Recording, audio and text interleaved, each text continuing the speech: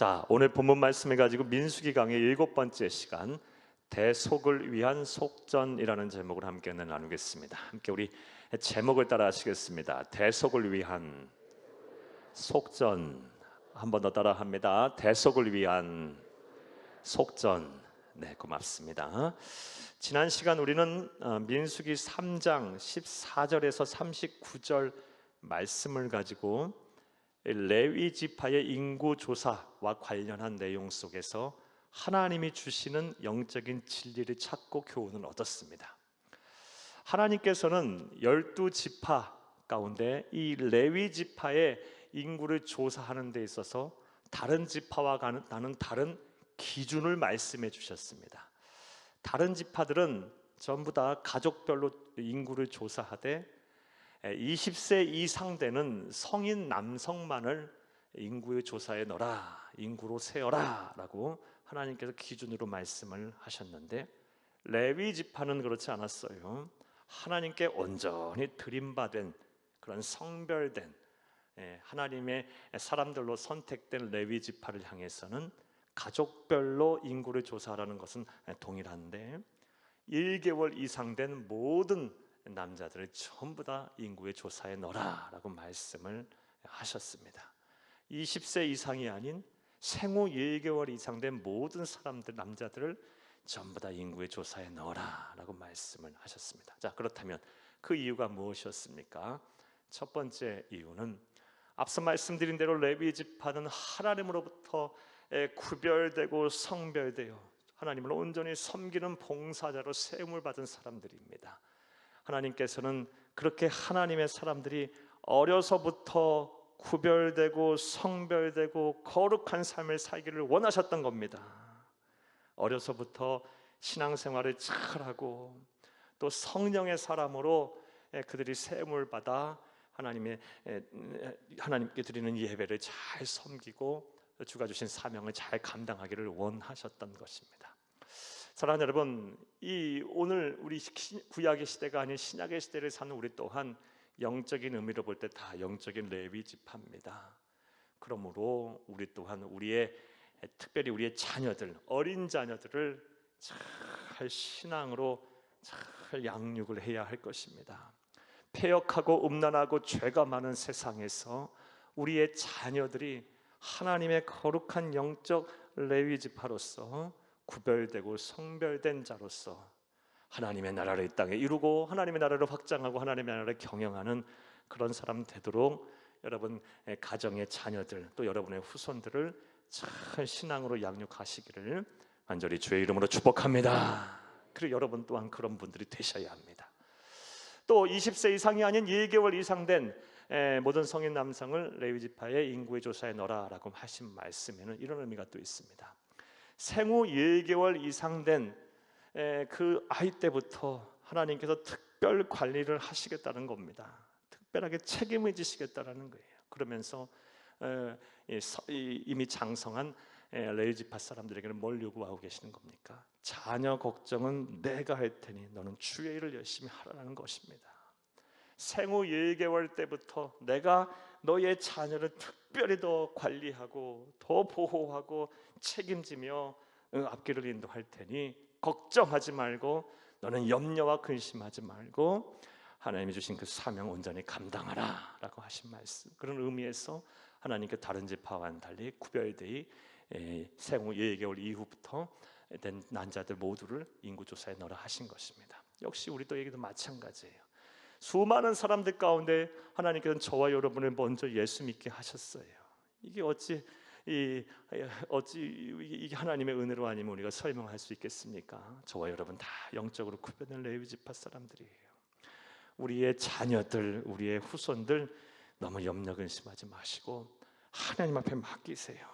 하나님 앞에 맡기고 단 기도 쉬는 죄를 범치 마세요. 부모의 사명은 하나님 앞에 우리의 자녀들을 잘 이렇게 기도하고 맡기는 사명, 이 사명도 잘 감당해야 돼요. 잘 자녀와 후손들을 하나님 앞에 맡기고 여러분 주의 일을 열심히 하시는 여러분 되기를 간절히 주의 이름으로 축복합니다. 지난 시간에 우리는 또 이 레위 지파의 인구 조사와 관련된 내용, 그리고 하나님께서 이 레위 지파가 성막 안에 어떻게 진을 쳐야 되는지에 대한 말씀, 그리고 특별히 이 레위의 세 아들이었던 게르손과 그리고 고핫과 무라리 자손들에게 주신 이 사명의 말씀을 통해서 오늘날 우리 영적으로 구별된 하나님의 자녀들인 우리들이 교회 봉사와 또 사명을 감당하는 데 있어서 어떠한 원칙을 가지고 이 사명을 감당하고 교회 봉사를 해야 하는지도 말씀을 드렸습니다. 첫 번째 원칙은 무엇이었습니까? 교회 봉사와 사명은 항상 늘 언제나 감당하고 해야 한다라는 것을 말씀을 드렸습니다. 사랑하는 여러분, 생후 1개월 때부터 하나님께서는 이미 선택하여 구별하였고요. 또 레위 지파는 다른 지파와는 달리 성막 안뜰 안에 진을 치게 하셨습니다. 그 이유는 무엇입니까? 수시로 무시로 항상 너희는 나를 위해 봉사하고 섬기고 죄를 감당하라라는 의미였어요. 사랑하는 여러분, 우리가 하고 싶을 때, 우리가 시험에 들 때, 또 염려와 근심이 있을 때, 이럴 때는 교회 봉사를 안 하는 경우가 많고 또 주가 주신 사명을 등한시하는 경우가 많은데, 이건 성경적인 신앙의 원리가 아닙니다. 사랑하는 여러분, 주의 일은 늘 하는 거예요. 항상 하는 거예요. 항상 하는 거예요. 그리야 할 때 우리의 믿음을 지킬 수가 있어요. 우리가 온전한 믿음의 사람으로 거듭날 수 있어요. 이 믿음 지키기가 참 쉽지 않아요. 정말 오늘날 우리 성도들의 믿음 지키기가 정말 쉽지 않아요. 교회 봉사를 열심히 하고 아무리 힘들고 어려워도 주가 주신 사명을 막 몸부림치면서 감당하는 성도는 그 믿음 지킬 수가 있어요. 사랑하는 여러분, 하나님의 우리에게 주신 명령, 사명, 또 우리가 해야 할 일들, 성경적인 신앙의 원리에 따라 항상 늘 언제나 하시는 여러분 되기를 간절히 주의 이름으로 축복합니다. 또 다른 신앙의 원리는 교회 봉사와 사명은 하나님이 주신 은사에 따라 해야 된다라는 말씀을 드렸습니다. 하나님께서 레위의 세 자손들이었던 게르손과 고핫 자손, 무라리 자손들에게 성막을 관리하고 돕는 일을 맡기셨는데, 그들 각자 후손들에게 맡기신 일들이 다 달랐어요. 게르손 지파 자손들에게는 덮개, 성막, 천, 줄, 휘장 이런 것을 관리하고 맡기셨고요. 또 고핫 자손들에게는 성막 안에 있는 성소의 기구들, 그걸 관리하게 하셨고, 또 무라리 자손들에게는 외벽들, 그리고 골격을 세우는 기둥들, 이런 것들을 맡기셨어요. 각각 은사대로 하나님께서 그들에게 맡겨주신 거예요. 저와 여러분 또한 다 하나님이 은사를 주셨어요. 은사를 주신 목적은 교회의 덕을 세우라고 성령 하나님께서 선물들을 다 주셨어요. 이 은사에 맞게 여러분 주신 사명 잘 감당하는 여러분 다 되기를 간절히 주의 이름으로 축복합니다. 또 교회 봉사와 또 사명 감당의 또 다른 원칙은, 이 교회 봉사와 사명 감당하는 것은 내 능력이 아닌 하나님의 능력에 따라 해야 된다 말씀을 드렸습니다. 여러분, 정말 그렇습니다. 내 능력으로, 내 힘으로, 내 의지로, 내 재능으로 주의 봉사하고 이 주가 주신 사명 감당하려 하면요, 100이면 100 전부 다 시험 들어요. 좋을 때는 한없이 좋은데 사람이 그렇지 못해요. 살다 보면 별의별 일들이 다 있고요, 별의별 사람들이 다 있어요. 반드시 시험 들어요. 하나님이 주신 능력을 가지고 하면요, 언제나 새로워요. 언제나 새로워요. 그리고 뭘 하나를 하더라도 그 안에 반드시 하나님이 주신 은혜가 있어요. 하나님이 주신 능력. 그리고 하나님이 주신 능력은 어떻게 우리가 얻어요? 우리 마가복음 9장 말씀을 통해서 지난번에 주에 살펴봤어요. 하나님 주신 능력은요, 기도 외에는 이런 것이 나갈 수 없다 그랬어요. 기도해야 하나님의 능력이 나의 능력이 될 수 있는 거예요. 우리는 그동안 너무 기도 싫은 죄를 너무 많이 범하고 살아요. 다 열심히 해요. 전도도 열심히 하려고 그러고, 봉사도 열심히 하려고, 예배도 열심히 하려고 그래. 그런데 뭔가 그 성도에게는 하나님의 능력이 안 나타나. 뭐가 문제일까? 기도하지 않았기 때문에 그래요. 기도하지 않으면 하나님의 능력이 안 나타나요. 기도는 하나님과 우리와를 연결하는 복의 통로와 같아요. 이 복의 통로를 딱 막아놓고 복을 달라고 바라고 원하고 살면 이 복이 하나님께 우리에게 이 전달이 되겠어요? 복의 통로를 뚫어놔야지. 복에 뚫어놔야지. 기도 쉬는 죄를 범하는 성도는 하나님의 능력이 안 나타나요. 기도해야 합니다. 기도해야 돼요. 그 말은 기도하면 다 될 수 있어요. 뭐가 걱정입니까? 뭐가 걱정입니까? 기도할 수 있는데 우리에게는 이 기도의 특권을 주셨는데, 기도도 아무나 주신 특권이 아니에요. 예수를 그리스도를 믿는 성도들에게 주신 특권이에요. 특권. 불신자가 아무리 몸부림치고 기도해도 하나님 그 기도 안 들으세요. 뭐 특별한 경우, 예외의 경우를 빼고. 그런데 하나님께서는 우리에게 이 믿음으로 담대하게 하나님의 보좌 앞에 나갈 수 있는 특권을 주셨어요. 이 기도의 특권이에요. 예수를 그리스도 믿어 하나님의 자녀가 된 그 순간부터 우리에겐 이 특권이 있는 거예요. 기도하세요. 염려하지 말고 기도하세요. 걱정하지 말고 기도하세요. 여러분의 능력이 아닌 하나님의 능력으로 사시기를 원한다면 반드시 기도하세요. 기도하시면 됩니다. 자, 마지막으로 우리가 지난 시간 레위지파의 인구조사를 통해서 알 수 있었던 교회 봉사와 사명을 감당하는 원칙, 네 번째 원칙은 봉사와 사명 감당하는 것은 어떻게 해야 한다? 협력해야 한다라고 말씀드렸어요. 교회 일은 반드시 협력해서 하는 거예요. 사랑하는 여러분, 레위 자손 이 세 아들들이었던 게르손과 고핫과 무라리에게 성막을 맡기셨어요. 성막은 오늘날 성전, 교회의 전형이에요. 옛 모습이에요. 이 성막 그렇게 크지 않아요. 그들의 인구에 비할 때. 그런데 하나님께서는 그들에게 은사에 따라 부분을 맡겼어요. 그러니까 누구 하나가 그 일을 소홀히 하고 안 해버리면 어떻게 돼요? 안 되는 거예요. 성막 관리가 안 되는 거예요. 여러분 생각해 보세요. 무라리 자손들이 기둥을 안 세워 이동을 하고 나서, 그러면 휘장을 아무리 예쁘게 펼쳐놓은들 기둥이 안 서졌는데, 또 성수의 기구를 아무리 잘 번들번들하게 닦아놓은들 이 기둥이 안 섰는데, 또 반대로 다 세웠는데 이 고핫 자손들이 성소 기구를 운반 안 해버려.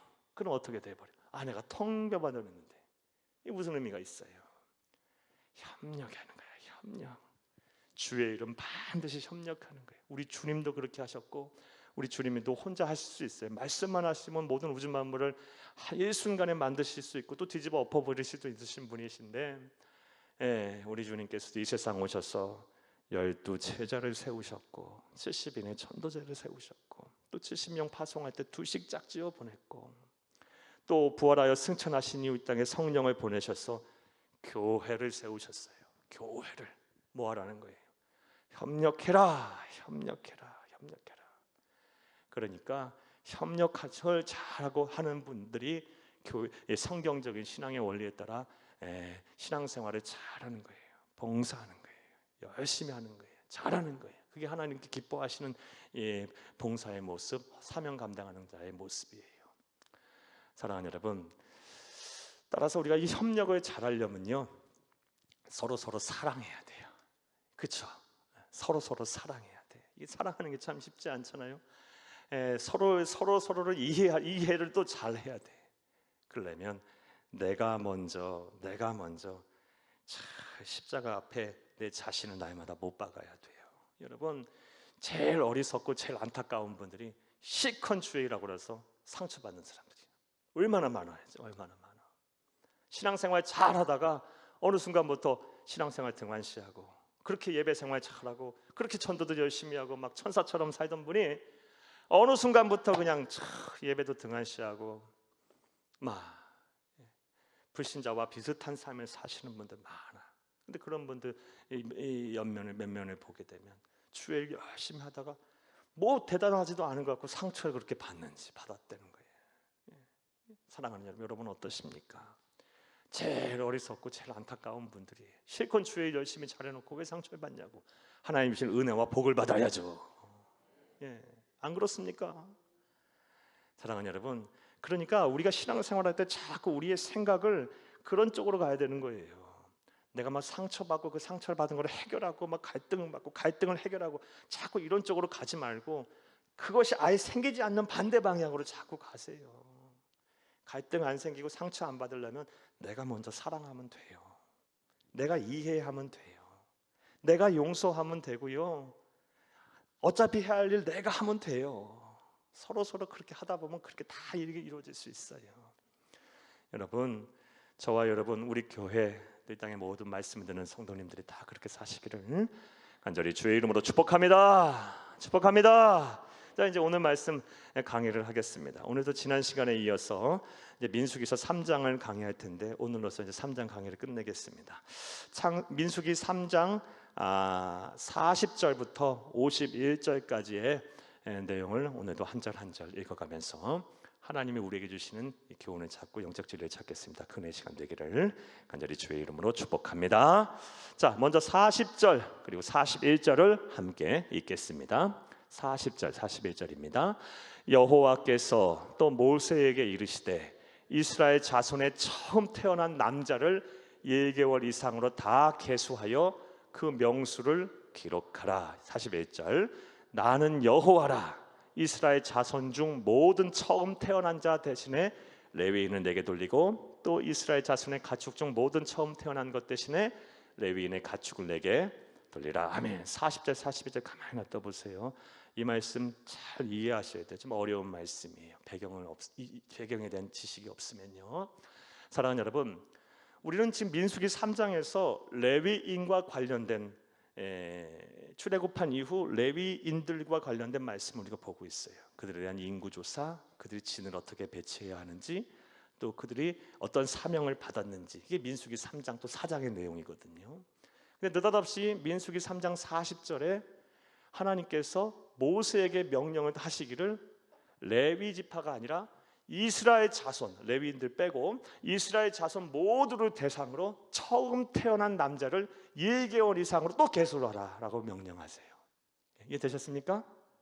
그러니까 우리가 지금 민수기는 그 제목 그대로 백성민자, 셈숫자 해서 사람의 수를 셌다. 넘버스, 영어로는 인구조사에 대한 얘기가 많이 나오는데, 처음에 하나님의 군대를 조직하기 위해서 민수기 1장, 2장에서 성인 남성 20세 이상 모든 사람들, 이스라엘 백성들의 인구를 조사하게 했고, 3장에서는 레위인들을 특별히 선택해서 하나님의 잘 섬기는 구별된 자로 세우려고 1개월 이상 된 성인 남성들을 다 인구 조사하게 했어요.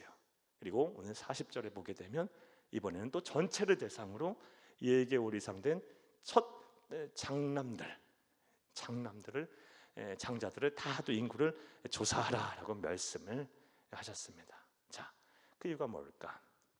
이건 예측이 출애굽기 13장 2절 말씀을 통해 알 수 있어요. 출애굽기 13장 2절에 출애굽한 이후에 숫곳이라는 곳, 얼마 지나지 않아서 숫곳이라는 곳에 머물렀을 때 하나님께서 모세를 통하여 이스라엘 백성들에게 명령하십니다. 너희들 가운데 처음 태어난 장자들은 다 내 것이다, 내 것이다, 이런 명령을 하세요. 그 말씀 한번 볼까요? 출애굽기 13장 2절 말씀입니다. 이스라엘 자손 중에서 사람이나 짐승을 막론하고 태에서 처음 난 모든 것은 다 거룩히 구별하여 내게 돌리라. 이는 내 것이라 하시니라. 아멘. 이 말씀대로 이제 이후에 오늘 본문 말씀 40절에 이스라엘 태어난 중에서 사람 중에서 1개월 이상 된 모든 남자들을 다 인구를 조사하라라고 말씀을 하신 거예요. 자, 그렇다면 왜 하나님께서는 이스라엘 남자 중에서 처음 태어난 1개월 이상 된 처음 태어난 모든 사람들은 다 내 것이라고 말씀하셨을까? 이것에 담겨 있는 영적인 의미가 무엇일까요? 이 말씀 이해하려면 일찍이 출애굽 전에 애굽에서 있었을 때를 우리가 좀 이해해야 합니다. 사랑하는 여러분, 이스라엘 백성이 출애굽할 때 하나님께서는 그들을 출애굽시키려고 이집트에 무서운 10가지 재앙을 내리셨어요. 피의 재앙, 개구리 재앙, 이 재앙, 파리 재앙, 그다음에 독종이 생기고 우박이 생기고 막 종기가 생기고 메뚜기 떼, 그리고 흑암의 재앙, 그리고 마지막 재앙이 무엇입니까? 모든 장자가 다 죽는 재앙이에요. 이것은 이집트인들뿐만 아니라 이스라엘 사람 모든 사람들에게 다 해당되는, 그 지역에서는 모든 사람들에게 다 해당되는 재앙이었어요. 하지만 하나님께서는 이스라엘 백성들에게 명령하셨어요. 어떤 명령을 하셨습니까? 어린 양을 잡아서 그 피를 문설주에게 바르게 되면 죽음의 사자가 유월할 것이다, 지나가게 될 것이다. 그래서 그들은 구원을 받았어요. 자, 이것을 우리가 이 배경 지식을 갖고 있어야 이 말씀이 이해가 되는 거예요. 그러니까 원래는 이집트에 있는 모든 장남들뿐만이 아니라 이스라엘 장남들도 다 죽어야만 했어요. 가축들도 전부 죽어야만 했어요. 하지만 하나님께서는 어린 양을 대신 잡아 죽임으로 그 피를 통해서 그들의 생명을 구원하시고 보존하셨어요. 그 일들을 기억하라. 그 일들을 통하여 교훈을 얻으라. 그런 의미에서 이스라엘 사람들의 모든 장남들은 다 내 것이다, 내 것이다 라고 말씀을 하신 거예요. 그리고 그 말씀 안에서는 모든 생명의 주인이 누구다? 나다, 나다. 이 사실을 분명히 알라라는 의미에서 이스라엘의 모든 사람들의 장남은 다 내 것이다, 내게 돌려라 라고 말씀하신 것입니다. 이해되셨습니까? 이스라엘의 출애굽한 이스라엘의 모든 사람들 장남들은 다 내 것이다. 이 말씀 속에서는 과거 얼마 전에 너희가 1년 전에 이집트에 있을 때 그 10가지 재앙, 마지막 재앙 중에 장자가 죽는 재앙, 그 장자가 죽는 재앙 속에서 너희 장남들도 다 가축들도 다 첫 새끼들은 다 죽었어야 했는데 내가 어린 양을 피를 잡아 대신하여 그 죽게 함으로 너희의 생명을 구원했지 않느냐. 너희의 생명의 주인이 누군지를 분명히 알아라. 너희의 구원자가 누구인지 분명히 알아라 라는 의미에서 하나님께서는 이스라엘 백성들을 향하여 첫 장남은 다 내 것이다 라고 말씀하시고 그런 명령을 내리신 것을 믿으시기를 간절히 주의 이름으로 축복합니다. 오늘날 영적인 이스라엘 백성들은 우리를 향해서 동일한 말씀을 하고 계세요. 우리의 장남, 장자, 첫 새끼는 다 내 것이다. 물론 우리에게 그런 요구를 하고 계시지는 않아요. 하지만 우리 또한 분명히 알아야 돼요. 우리의 생명의 주인이 누구인지를 정확히 우리는 알고 살아야 돼요. 여러분에게 한번 여쭤볼게요. 여러분의 생명의 주인은 누구십니까? 하나님이어야 돼요. 하나님. 우리의 생명의 주인이 하나님이라는 분명한 신앙이 있다면 우리가 죽고 사는 것 때문에 너무 우리 걱정하고 근심하고 그러지 않아요. 하나님께서 영원토록 내 생명 책임지실 텐데 이 세상 사는 동안에도 하나님 내 생명 지키실 것이고 무엇보다 우리가 잘 살아야 100년 살 텐데 언젠가 하나님 앞에 설 날 반드시 올 텐데 그때 우리가 하나님 앞에 섰을 때 하나님께서는 우리를 품에 안으시고 천국으로 우리를 인도하셔서 영생하게 하실 거예요. 생명의 주인이 하나님이라는 믿음이 내 안에 있다면, 예수가 그리스도라는 믿음이 내 안에 있다면, 사랑하는 여러분, 다시 한번 여러분에게 여쭙겠어요. 여러분의 생명의 주인은 누구십니까? 너무 이 세상 사는 것에 염려 근심하지 마세요. 특히 죽음을 두려워하지 마세요. 사랑하는 여러분, 우리는 천국이 우리에게 선물로 받은 사람들이에요. 우리는 천국의 소망을 두고 세상 사시는 동안 하나님 주시는 하늘 행복을 다 누리며 사시다가 우리의 삶이 끝나는 날 우리 주님의 품에 안겨 천국에서 영생하시기를, 그런 복을 다 누리시기를 간절히 주의 이름으로 축복합니다. 축복합니다. 자, 그런 의미에서 40절 말씀 보게 되면 첫 소생들은 다 내 것이기에 생명의 주인이 나임을 분명히 너희들이 알아야 하기에 예개월 이상 된 모든 이스라엘 백성들을 다 조사를 하라라고 말씀하셨어요. 자, 그런데 하나님께서는 첫 소생들, 첫 장남들은 다 내 것이다라고 말씀하시면서 소유권이 내게 있다라고 말씀하시면서 그 소유권을 이스라엘 백성들 전체를 대상으로 돌리지 아니하고 하나님께서는 특별한 방법으로 그 소유권을 받으시기를 원하셨어요. 41절 말씀 다시 한번 읽겠습니다. 41절. 나는 여호와라. 이스라엘 자손 중 모든 처음 태어난 자 대신에 레위인을 내게 돌리고 또 이스라엘 자손의 가축 중 모든 처음 태어난 것 대신에 레위인을 가축을 내게 돌리라. 아멘. 이 말씀 어려운 말씀이라 말씀드렸어요. 자, 그러니까 이스라엘 백성 첫 1개월 이상 된 첫 장남들이 다 내 것인데 그들 대신에 레위인을 선택하겠다는 거예요. 이해 되셨습니까? 그래서 레위인을 내게로 다 돌려서 온전히 나를 위해 섬기고 봉사하게 하라라 말씀하신 거예요. 그러니까 이스라엘 장자들 대신에 레위인들을 2개월 이상 된 레위인들을 내가 그들을 장자 삼아 나를 섬기게 하겠다. 심지어 이스라엘 자손의 가축 중 처음 태어난 것도 내 것이라고 내 것이지만 그것들 대신에 레위인들 가축을 대신하여 내 것으로 삼겠다라고 하나님께서 말씀하셨어요. 이해되셨습니까? 첫 이스라엘의 모든 장자의 소유권이 내게 있다라고 말씀하시면서 그 소유권을 그렇게 받지 아니하시고 레위인들을 내 것으로 받겠다 이렇게 말씀을 하신 것입니다. 자, 그런데 이런 생각해 볼 수 있어요. 사랑하는 여러분, 하나님께서 굳이 레위인들을 대신하여, 그러니까 이스라엘 자손 한 명, 첫 장남 한 명당 레위인 한 사람인 거예요. 이해되셨어요? 가축 하나당 또 레위인 가축 하나당 이렇게 대신하여 받겠다라는 거예요. 자, 그런데 이런 생각해 볼 수 있어요. 하나님 굳이 그렇게 안 하시고 그냥 말씀하시고 선포하시고 그런 걸로 해줄게 해도 되는 거 아니에요? 그런데 굳이 그렇게 안 하시고 이스라엘 첫 장남 하나당 레위인 하나, 이스라엘 가축 하나당 첫 소생 하나당 또 레위 가축 하나로 이렇게 생명 하나당 하나씩 대신하여 내가 받겠다라고 말씀을 하고 계세요. 자, 이 안에 담겨 있는 또 영적 의미는 뭘까요? 사랑하는 여러분, 생명은 생명으로 대속해야 한다라는 법칙을 지금 가르치고 계시는 거예요. 이 안에 죄사함의 법칙을 우리는 알 수 있어요. 하나님께서 세우신 죄사함의 법칙. 하나님 천하 우주 만물을 창조하신 전지전능하신 분이에요. 그런 분이 그냥 하늘에서 선포하실 수도 있는 거 아니에요. 이제부터 너희 예수 믿었으니 죄 없는 걸로 해줄게 이렇게 해줄 수 있는 거 아니에요. 그런데 그 방법을 취하지 않으시고 굳이 구약의 때는요, 구약 시대에는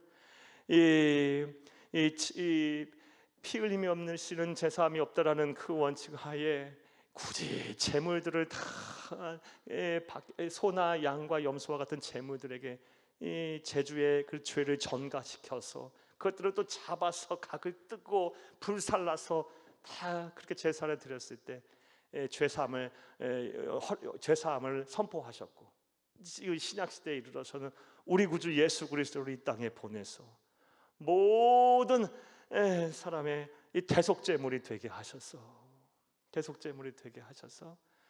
우리의 죄를 용서하시고 다 사하셨어요.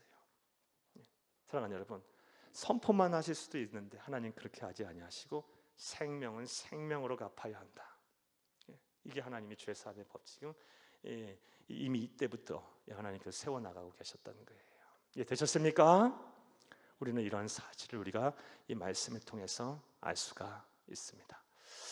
또 하나님께서 이스라엘 자손 중 첫 소생들은 다 내 것이다 라고 말씀하시면서 그 소유권을 그런 식으로 받지 아니하시고 레위인들을 대신하여 또 이 가축까지도 다 레위인의 가축까지도 가축으로 대신하여 받으신 이 모습을 통해서 또 다음 같은 영적 교훈 하나 더 얻을 수가 있습니다. 사랑하는 여러분, 사람은 그렇다 치고 하나님은 가축까지도 다 그렇게 받으시겠다라는 거예요. 뭘 의미해요? 하나님께서 생명을 얼마나 존귀하게 여기시는지 잘 알 수가 있어요. 사랑하는 여러분, 하나님은요, 하나님 앞에서 귀하지 않은 생명은 없어요. 여러분, 지금 여러분이 어떠한 삶을 살고 어떠한 위치에 있고 또 무슨 일을 하든 간에 하나님 앞에서는 그게 중요치 않아요. 여러분 한 분 한 분 하나님은 천하보다 귀하게 여기신다는 사실을 꼭 기억하시기를 간절히 주의 이름으로 부탁합니다. 얼마나 사랑하시고 저와 여러분을 귀하게 여기시는지, 당신의 아들 독생자 예수 그리스도를 죽이면서까지 나를 구원하시고 여러분을 구원하셨어요. 이 사실을 잊지 마세요. 그렇다면 내가 여러분이 저와 여러분이 이 세상을 우리가 어떠한 자세로 살아야 하는지에 대한 답이 나와요. 우리의 생명을 존귀하게 여기세요. 여러분, 남의 생명도 존귀하게 여기세요. 존귀하게 여기세요. 그리고 지금 여러분이 무엇을 하든 간에 여러분 너무 여러분 스스로를 비하하지 마세요. 여러분 학대하지 마세요. 미워하지도 마세요. 예, 여러분 한 분 한 분을 위해서 예수님은 생명을 던졌어요. 생명을 주셨어요. 여러분 한 분 한 분 다 귀하게 여기세요. 이 사실을 꼭 기억하는 여러분 저와 여러분도 되기를 간절히 주의 이름으로 축복합니다. 축복합니다. 자, 40절 41절 말씀 이해되셨습니까? 자, 그렇게 해서 이제 인구 조사를 합니다. 이스라엘의 자손 중에서 첫 소생들은 다 내 것이다. 하지만 이스라엘 자손 첫 소생을 다 내 것으로 받지 않고, 왜? 그러려면 그들 다 일도 하지 않고 다 성막에 와서 일해야 돼요. 나가 싸우지도 않고 다 그들 장자들 다 와서 성막에 와서 제사하고 제사장들 돕고 또 민족을 위하여 이스라엘 민족을 위하여 중보하며 기도하고 또 섬기는 일을 해야 돼요. 근데 하나님께서는 그렇게 하지 아니하시고 레위인들을 그렇게 하게 하겠다, 대신하여 하게 하겠다라고 말씀하셨어요. 자, 그 원칙에 따라 그 명령에 따라 이제 인구 조사를 합니다. 그 인구 조사한 내용이 42절 43절 말씀입니다. 함께 읽겠습니다. 42, 43절. 모세가 여호와께서 자기에게 명령하신 대로 이스라엘 자손 중 모든 처음 태어난 자를 계수하니 1개월 이상으로 계수된 처음 태어난 남자의 총계는 22,273명이었더라. 아멘. 여러분 나눠드린 프린트에 제가 잘못 숫자를 써놨어요. 22,273명입니다. 22,783명이 아니고 22,273명. 22,273명. 이 숫자가 중요해서 제가 자꾸 말씀드리는 거예요. 22,273명. 이 숫자가 뭡니까? 1개월 이상 된 이스라엘 자손 중 모든 장자의 숫자를 말해요. 이해되셨습니까? 자, 그런데 여러분 22,273명 장자는 이만큼이나 되고 이만큼이고, 여러분 20세 이상 된 성인 남성의 숫자는 몇 명이에요? 우리 지난 민수기서 2장 32절 말씀에 보면 60만 3,550명이에요. 그러니까 20세 이상 된 성인 남성의 수가 60만 3,550명이라 한다 하고, 또 그 안에서 장자의 수가 22,273명이라면 거기에 노약자 포함해야 하고 우리 여성들 포함하게 되면 대략 인구가 얼마큼 될까요?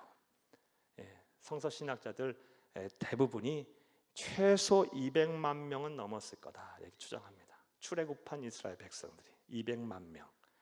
자, 그런데 이게 놀라운 숫자예요. 왜? 처음 창세기서 46장 27절 말씀에 보면 야곱의 일가가 요셉의 인도하에 처음 이 가나안 땅에서 이집트로 넘어올 때 몇 명이었어요? 창세기서 46장 27절 함께 읽겠습니다.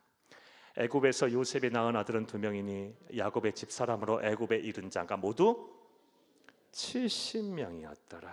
남녀 포함해서 전부 다 해서 70명이 이주를 했는데 400년 만에 200만 명이 넘어가요. 여러분, 그럴 수 있지라고 생각할 수 있어요? 아니요. 여러분, 그렇지 않아요. 지금부터 3,500년, 3,600년 전의 일이에요. 그 당시는요, 위생감염도 떨어졌고 의학도 발달하지 않았어요. 전쟁도 많았어요. 기근도 많았어요. 사람이 오래오래 살 수 있는 나이가 형편이 안 돼요. 그런 상황 속에서 또 이스라엘 사람들은 이집트에 430년을 거주하면서 노예로 생활을 한참 했어요. 먹고 사는 것이 힘들었어요. 그런데 70명이 한 9세대, 10대 정도의 시간, 40년을 1세대로 봤을 때, 한 세대로 봤을 때, 8, 9, 10세대가 지났을 때 200만 명이 넘어가게 됐다. 어마어마하게 번성하게 된 거예요. 자, 그렇다면 그들이 어떻게 이렇게 번성할 수 있었을까? 여러 가지 이유일 수 있겠지만 성경은 분명하게 말하고 있어요. 하나님이 일찍이 믿음의 조상들한테, 그들의 조상들한테 약속하셨어요.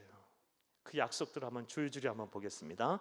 먼저 제1세대 믿음의 조상 아브라함에게 약속하신 말씀, 창세기 12장 2절 함께 읽겠습니다. 내가 너로 큰 민족을 이루고 내게 복을 주어 내 이름을 창대하게 하리니 너는 복이 될지라. 아멘. 아직 70명도 안 됐을 때. 자, 그 다음 보겠어요. 그의 아들 이삭에게 주셨던 말씀, 또 믿음의 조상, 창세기 26장 4절 함께 읽겠습니다. 내 자손을 하늘의 별과 같이 번성하게 하며 이 모든 땅을 내 자손의 주리니 내 자손을 말미암아 천하 만민이 복을 받으리라. 하늘의 별과 같이 번성하게 하리라. 자, 그 다음 3세대 야곱에게 주셨던 말씀, 창세기 35장 11절 함께 읽겠습니다. 하나님이 그에게 이르시되 너는 전능한 하나님이라. 나는 전능한 하나님이라. 생육하고 번성하라. 한 백성과 백성들의 총회가 내게서 나오고 왕들은 내 허리에서 나오리라. 아멘. 그러니까 하나님은, 우리는 잘해야 한 세대, 두 세대, 세 세대, 3세대를 보잖아요. 예, 여기서 할아버지 할머니도 이제 3세대를 보는 거예요. 이전에 할아버지 할머니도 보셨을 테니까 3세대를 보는 거예요. 우리 6세대를 보는 건가요? 잘해야 이렇게 세대, 이렇게 세대, 6세대를 봐요. 자, 근데 하나님은 영원 속에 계시는 분이잖아요. 하나님은 아브라함에게 약속하신 것, 이삭에게 약속하신 것, 야곱에게 약속하신 것, 그리고 성경에는 기록되지 않았지만 아브라함과 이삭과 야곱 줄줄이 믿음의 조상들이 그 후손들에게 계속 이 약속의 말씀을 전했겠죠. 그리고 후손들은 그 약속의 말씀을 붙들고 살았겠죠. 그러면서 세대가 9세대, 10세대, 9세대, 10세대에 지나자 여러분 어떻게 됐어요? 200만 명이 넘어가요. 말씀이 이루어진 거예요. 하나님은 약속하신 것 반드시 지키시는 분이에요. 이걸 잊지 마세요. 여러분, 우리 세대에 안 이루어진다고 우리가 낙심할 필요가 없어요. 천국에 가서 응원하고 기뻐하면 돼요. 만약에 안 이루어지면 우리 다음 세대, 우리 다다음 세대, 또 다음 세대, 다음 세대. 아브라함도 이 약속의 말씀 못 보고 하나님의 나라 갔어요. 여러분, 이삭도 못 봤어요. 야곱도 못 봤어요. 요셉이라고 봤겠어요? 못 봤어요. 하지만 시간이 흘러 70명이 200만 명이 넘어가잖아요. 사랑하는 여러분, 그러므로 지금 왜 이게 내 기도 제목은 왜 이렇게 안 이루어지는가?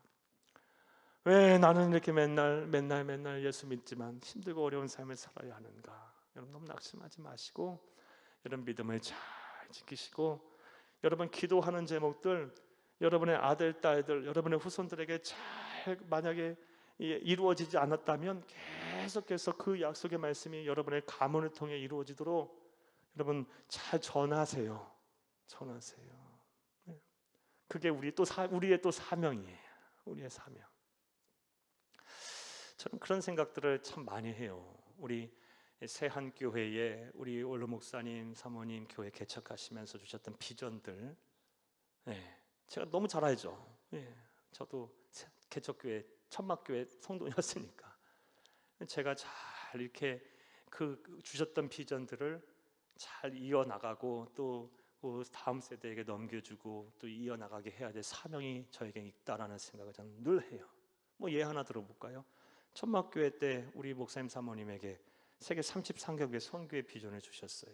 자, 그동안 잘 못했다면 뭐 여러 가지 이유 때문에 열심히 했지만 그래도 많이 못하셨던 것도 사실이거든요. 그러면 저와 우리 성도님이 그것도 잘 이어서 우리 세안교회에 주신 비전이잖아요. 33개국의 선교를 이뤄가야죠. 열심히 선교사 파송하고 있어요, 여러분. 또 그 일을 온전히 우리 때에 못하면 우리 다음 세대들도 이어가게 해야죠. 이어가게. 예수 오실 때까지 그 언젠가 하나님 주신 그 사명이 다 이루어지기까지 우리는 그 일을 감당케 해야 되는 거예요. 여러분, 여러분의 삶의 현장에서 지금 여러분 기도하는 것들, 뭐 그게 1년, 2년이 아니라 뭐 10년, 20년, 30년 이렇게 된 것도 있을지 몰라요. 뭐 분명히 있을 거예요. 특별히 가족 구원, 이거 참 안 돼. 이거 참 안 돼. 야, 더 바라는 것도 아니고 그냥 주일날 내 자리 옆에서 예배만 한번 드려줘도 소원이 없겠네. 내 남편, 내 아내 그렇게 말은 안 들어. 내 자녀들 그거 하나가 안 돼 갖고 평생 눈물 흘리며 기도하는 성도들이 있어요. 여러분, 너무 낙심하지 마세요. 기도하시고 여러분 계속 포기하지 마시고 복음 전하시고 사랑하시고, 그리고 자꾸 우리의 자녀들과 후손들에게 지금 여러분의 기도하는 것들도 자꾸 이렇게 전하세요. 우리 때에 이루어짐은 우리 때에 이루어졌기 때문에 감사하면 되는 거고, 우리 때에 이루어지지 않았다면 우리 다음 세대가 이루어질 것이니까 처음 가서 응원하고 기뻐하면 되는 것이고, 그렇죠? 그 다음 세대가 아니면 또 그 다음 세대 하면 될 것이고, 하나님은 영원 속에 계시는 분이시기에 여러분, 그러니까 하나님의 백성들 감사할 것밖에 없어요. 안 돼도 안 되게 하신 것도 감사, 되게 하시면 또 되게 하신 데 때문에 감사하며 사세요. 일어나 복이 저와 여러분의 복이 되기를 간절히 주의 이름으로 축복합니다. 시간이 많이 가서 빨리 해야 되겠어요. 여러분, 자, 그렇게 해서 이제 인구 조사를 했더니 이스라엘의 자손 중에 장남, 그러니까 첫 소생들이 22,273명이었어요. 자, 그렇다면 하나님 이렇게 그 소유권을 이렇게 돌려서 받겠다고 하셨어요. 앞서 우리 41절에 레위인들로 대신하여 받겠다 그러셨습니다. 그렇죠? 그럼 레위인들의 인구는 몇 명이었을까요? 정확히 22,273명. 이게 딱 떨어져야 맞는 거 아니겠습니까?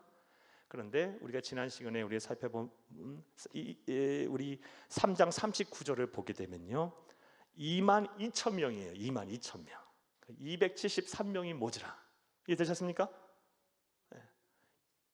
레위인들 1개월 이상 된 레위인들의 숫자는 22,000명이고 이스라엘 자손 첫 소생의 인구를 조사해 봤더니 22,273명이에요. 그러니까 1개월 이상 된 이스라엘 백성 첫 소생애들이 273명이 많아. 이해되셨어요? 그러면 안 되잖아. 한 사람당 한 사람을 대신하여 받겠다고 했는데, 그럼 하나님께서는 이 문제를 이제 해결해 나가시는 내용이 바로 여러분 44절부터 50절까지 말씀입니다. 함께 읽겠습니다. 여호와께서 모세에게 말씀하여 이르시되 이스라엘 자손 중 모든 처음 태어난 자 대신에 레위인을 취하고 또 그들의 가축 대신에 레위인의 가축을 취하라. 레위인은 내 것이라 나는 여호와니라. 아멘. 앞서 하신 말씀 되풀이하시는 말씀이고, 46절 이스라엘 자손의 처음 태어난 자가 레위인보다 273명이 더 많은즉 속전으로 한 사람의 5세겔씩 받되 성수의 세겔로 받으라. 한 세겔은 20계란이라. 아멘. 그러니까 273명 생명 대 생명으로 받아야 되는데 레위인들의 숫자가 모자라. 그럼 어떻게 하라고 했었어요? 273명 이 많은 사람들은 한 사람당 속전으로 5세겔씩 받으라 그랬어요. 5세겔씩. 자, 계속 읽고 나서 속전에 대한 설명 드릴게요. 그 더한 자의 속전을 아론과 그의 아들들에게 줄 것이니라. 모세가 레위인에 대속한 이외에 사람들에게 속전을 받았으니 50절 곧 이스라엘 자손의 처음 태어난 자에게서 받은 돈이 성수의 세겔로 1365세겔이라. 아멘. 속전이 뭐다? 뭔가를 먼저 알아야 돼요. 속전은 뭐냐면 쉽게 말해 생명값이에요. 생명값. 쉽게 말해 구원에 대한 값이에요. 생명값. 이 말씀이 이제 출애굽기 또 레위기 이런 말씀의 율법으로 하나님께서 계속 말씀을 하셨는데요. 한 말씀만 볼게요. 출애굽기 21장 30절 함께 읽겠습니다. 만일 그에게 속죄금을 부과하면 무릇 그 명령한 것을 생명의 대가로 낼 것이요. 아멘. 이 앞서 출애굽기 21장 28절 29절 말씀이 무엇이냐? 이런 내용이에요. 여러분 대가서 읽어보세요. 21장 28, 29절이 이 말씀인데 소가 가다가 사람을 들이받았어. 그래서 그 소가 사람을 죽였어. 그러면 그 소는 어떻게 해요? 사람 죽인 소니까 죽이라 그래요. 돌로 쳐 죽이라. 그리고 그 소를 부주의하게 관리한 주인도 어떻게? 그 사람도 죽이라 그래요. 사람을 죽였으니까 어쨌든 간에. 그런데 그 사람이 안 죽으려면 어떻게? 속전을 내면 되는 거예요. 속전을. 이해 되셨습니까? 그게 속전이에요. 생명값. 내가 죽어야 하는데 그것을 대신하여 돈으로 내라. 이게 바로 율법에 나오는 속전이에요. 자, 그러니까 273명에 대한 속전을 내라 했어요. 그리고 한 사람당 5세겔을 받겠다 그래요. 5세겔은 대략 어느 정도 되냐면 6개월치 노동자 품삯 정도 돼요. 근데 우리는 그게 중요한 게 아니에요. 5세겔이 어떻고 뭐 그게 얼마냐 그 금액이 중요한 게 아니고 속전의 의미가 중요한 거예요. 우리에게는. 우리에게 오색이 이게 뭐가 중요해요? 우리에게 있어서 그게 중요한 게 아니고 속전을 왜 지시하셨는지 거기에 대한 영적인 의미가 우리에게 중요한 거예요. 이해 되셨습니까?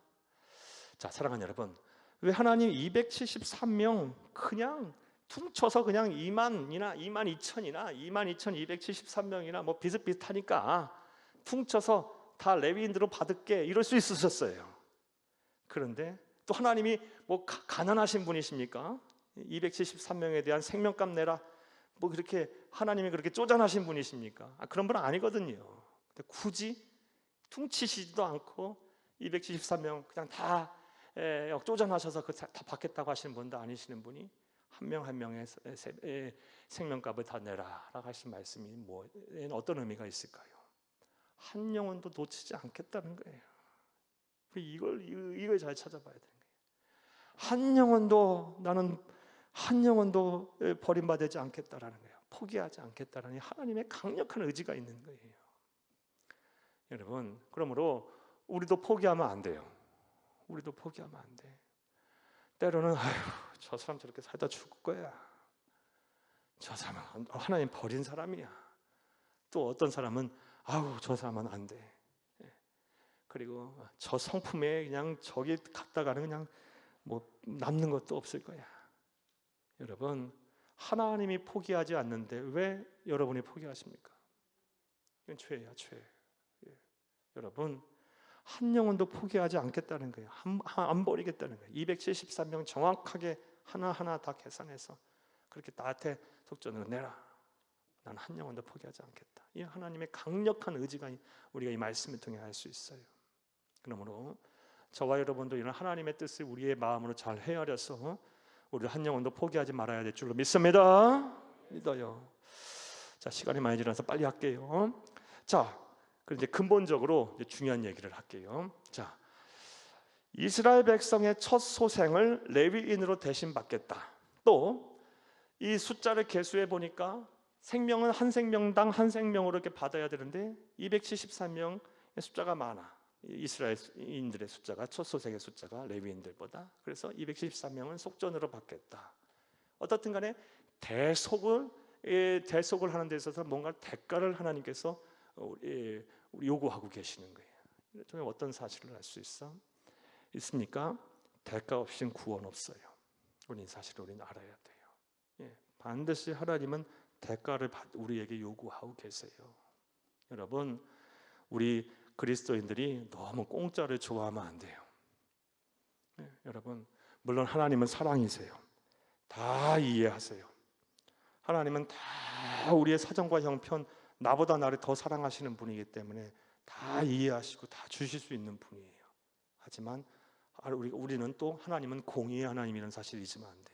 왜 공의의 하나님이라는 그 하나님의 속성을 왜 심판에 대해만 잣대에 들이댑니까? 심판만 공의롭게 하시는 분이라고만 생각합니까? 아니요.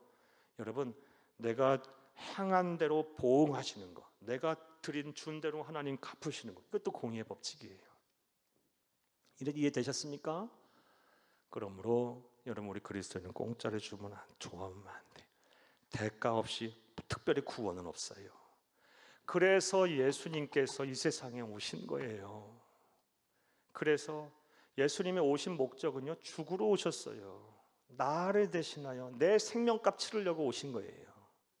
저와 여러분의 생명값 치르려고 이 세상에 오신 거예요. 직접 그분께서 말씀하셨어요.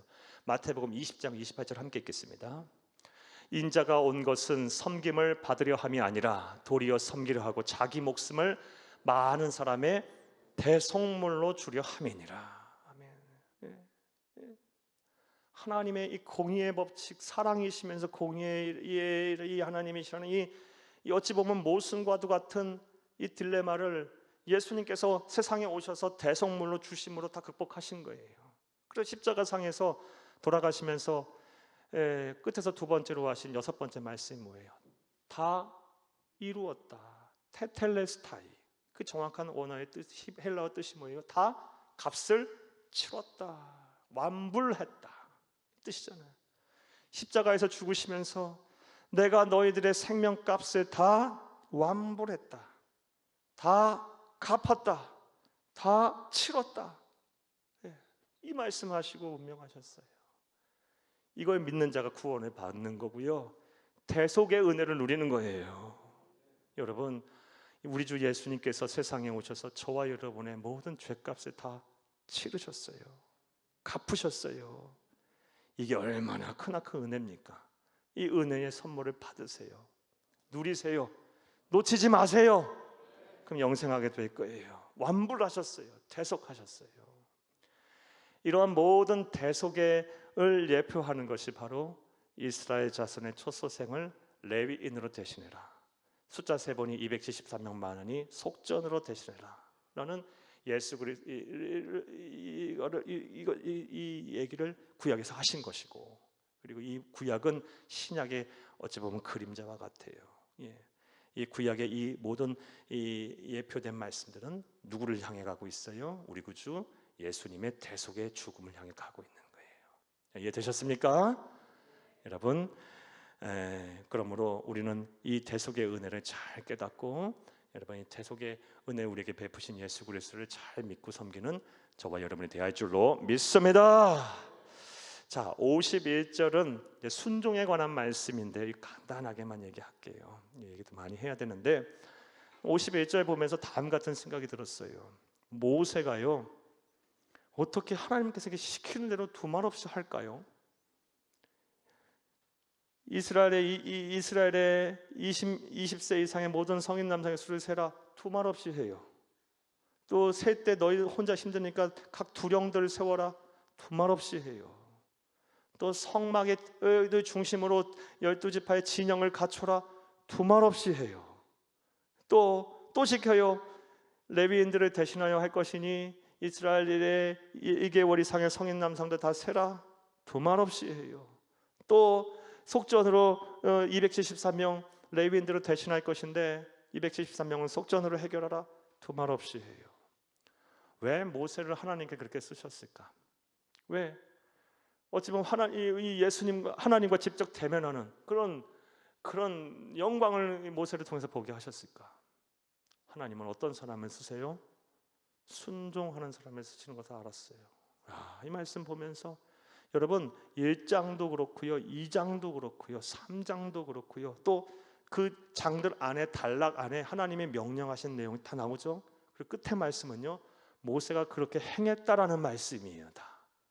다 보세요.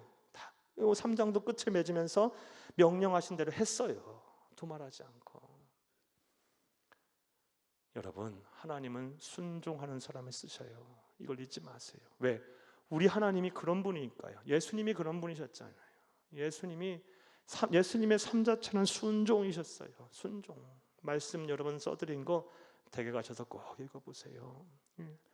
예수님께서 순종하셨으므로 우리 모든 사람이 다 구원을 받았어요. 로마서 말씀이고요. 그리고 예수님께서 순종하는 모든 자에게 우리 구원의 근원이 되셨다는 말씀이 히브리서 5장 8절 10절 말씀이에요. 예수님이 순종의 삶을 사셨기 때문에, 또 순종 그 자체가 예수님의 성품이기 때문에 하나님은 순종하는 사람을 사용하십니다. 그리고 그에게 복을 주십니다. 저와 여러분이 어떻게 살아야 할지 오늘 말씀을 통해서도 이 모세의 삶을 통해서 분명한 깨달음과 결심이 서기를 간절히 주의 이름으로 축복합니다. 축복합니다.